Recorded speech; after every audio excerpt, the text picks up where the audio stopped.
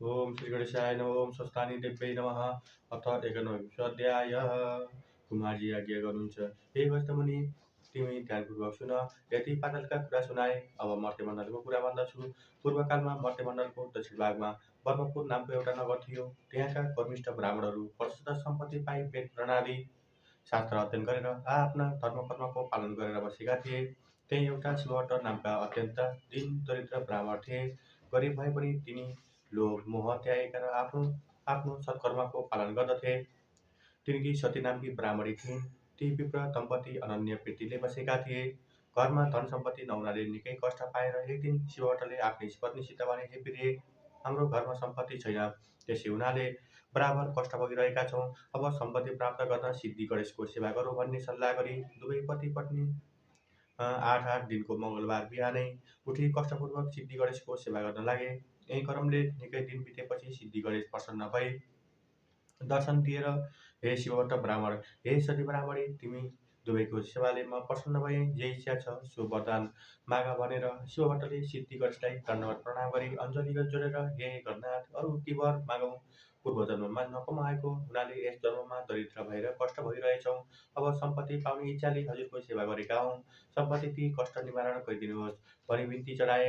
अनि सिद्धि विनायकले आज्ञा भयो, हे शिवभट्ट, आजको 8 दिनमा मङ्गलबार बिहानै आई मेरो पूजा गर्नु। उसै बेला मेरो मुखिन्जी जो देखाउला त्यो घर लगी तसलामा राखी माथिबाट तसलैले छोपिदिनु। 4 दिनपछि छोपेको तसला झिकी हेर्नु र सुन भइरहला, अनि सम्पत्ति पाई सुखी हुनेछौ। तिमीलाई सम्पत्ति हुने वरदान दिएँ। अब आफ्नो घर जाऊ। यति गणेशजीको वचन सुनि शिवभट्ट ब्राह्मण र सती ब्राह्मणीले सिद्धि विनायकलाई दण्डवत प्रणाम गरे। अनि विनायक अन्तर्ध्यान भएपछि उनीहरू घर फर्केर आए। 8 दिन बित्यो र मङ्गलबार बिहानै पूजा सामग्री लिएर ती विप्र दम्पति सिद्धि विनायकको मन्दिरमा गएर उनको अगाडि एउटा लड्डु देखे। अनि दुवै पति पत्नीले नित्य जस्तै विनायकको पूजा गरे र त्यो लड्डु घर लगी तसलामा राखे। माथिबाट तसलीले छोपिदिए। 4 दिनपछि छोपेको तसला झिकी हेर्दा सुनको लड्डु भइरहेको देखि प्रसन्न भएर सुरक्षित राखे। उसै दिनदेखि शिवभट्ट ब्राह्मण असङ्ख्य सम्पत्ति पाई सुखी भए।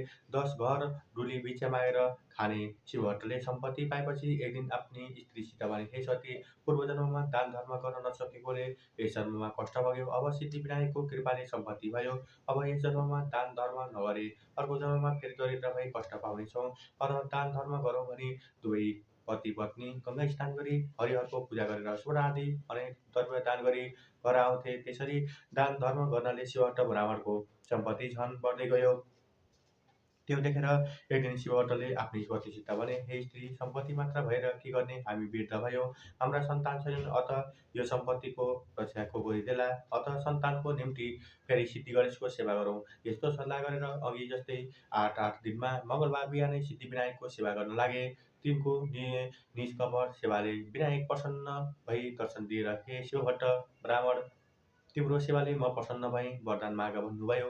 त्यस्तो सुनि शिवभट्ट र सतीले अञ्जली जोडी बिन्ती गरे, हे गणनाथ, हजुरका कृपाले सम्पत्ति पायो तर सन्तान छैनन्। त्यो सम्पत्तिको रक्षा कसले गरिदेला?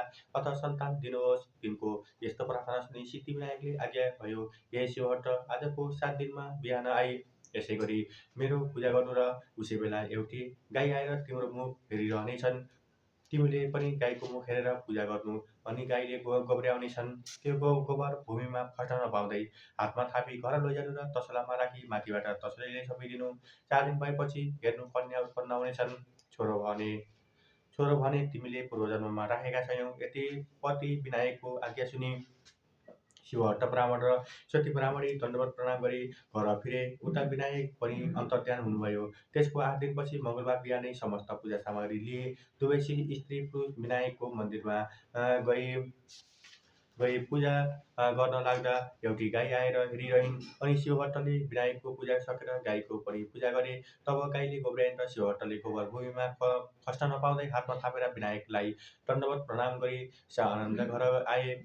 अनि गोबर तसलामा राखी माथिबाट तसलीले छोपिदिए। 4 दिन भयो र माथिको तसला झिकी हेर्दा कन्या उत्पन्न भइरहेकी देखे। कस्ती कन्या भने मध्याह्न कालका सूर्य जस्तै तेज भएकी, पूर्णचन्द्र जस्तै मुखमण्डल भएकी, बासुकी नाग झैँ हात पाउ र बाको जस्तै कम्मर भएकी, सावित्रीका जस्तै पैताला भएकी त्यस्ती परम सुन्दरी कन्या देखेर शिवभट्ट र सती अत्यन्त हर्षित भई तसलाबाट झिकेर निधान गरी पाले।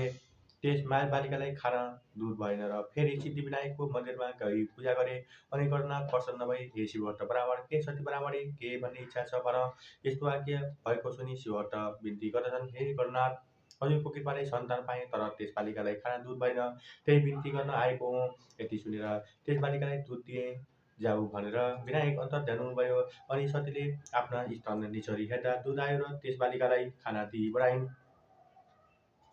जस्तै सीताजी उत्पन्न हुँदा राजा जनकलाई आनन्द भएको थियो, त्यस्तै ती बालिका उत्पन्न हुनाले शिवहट्ट र सतीलाई आनन्द भयो। त्यसपछि योग्य ब्राह्मणहरू डाकी नामकरण संस्कार गराए। ती ब्राह्मणहरूले भने, हे शिवहट्ट, गाईको गोबरबाट उत्पन्न भएकी हुनाले यी बालिकाको नाम गोमा भयो र यी बालिका भाग्यमानी हुनेछन्, सम्पूर्ण लोकले सम्मान गर्नेछन्। यति ब्राह्मणहरूले भविष्यवाणी गरेपछि शिवहट्टले यथेष्ट भोजन र दक्षिणा दिई बिदा गरे। आगन्तुक सबै ब्राह्मणहरू आफ्ना आश्रममा गए। त्यसपछि ती गोमा नामकी कन्या शुक्ल पक्षका चन्द्रमा झैँ प्रतिदिन बढेर 5 वर्षकी भइन्। अनि शिवहट्ट ब्राह्मण र सती ब्राह्मणले एक दिन कन्यालाई भने, हे पुत्री, हामी गङ्गा स्नान गरेर आउँछौँ, तिमी पूजाको निम्ति अक्षता केलाई राखे भनी हराएर दुवै दम्पति नित्य गङ्गा स्नान गरेर हरिहरको पूजा गरी सुवर्ण नाना द्रव्य दान गरेर आउँथे। त्यही क्रमले दान गर्दा गर्दा अमरावती थर्कियो र देवराज डराई समस्त देवता साथमा लिई कैलाशमा श्री महादेव कहाँ गएर बिन्ती गरे, हे ईश्वर, मध्यमण्डलको दक्षिण भागमा एउटा ब्रह्मपुर भन्ने नगर छ। त्यहाँ शिवहट्ट नामका ब्राह्मण र सती नामकी तिनकी पतिव्रता स्त्री छन्। ती दुवै स्त्री पुरुषले हजुरका पुत्र सिद्धिविनायकको सेवा गरेर विनायक खुसी भई असङ्ख्य सम्पत्ति दिए। ती शिवहट्टले सम्पत्ति पाएपछि नित्य गङ्गा स्नान गरेर हरिहरको पूजा गरी सुवर्ण नाना द्रव्य दान गर्नाले अमरावती थर्कियो। हे शम्भो, म अरू पनि बिन्ती गर्दछु। ती शिवहट्टले सम्पत्ति पाएपछि सन्तान भएनन् भनी फेरि विनायकको सेवा गरे। तब गणेशजी खुसी भएर सकल लक्षणले युक्त परम सुन्दरी एउटी कन्या पनि वरदान दिए। हे प्रभु, हामीहरूको रक्षा गरी बक्सियोस्। हजुरले रक्षा नगरे अमरावतीबाट मैले चिउँदो हुनुपर्नेछ। यति इन्द्रको प्रार्थना सुनि महादेव आज्ञा गर्नुहुन्छ, हे देवेन्द्र नरराउ, म रक्षा गर्नेछु। अब अमरावती जाऊ। ती शिवजीको आज्ञा सुनि दण्डवत प्रणाम गरी सूर्यराज अमरावती फर्के।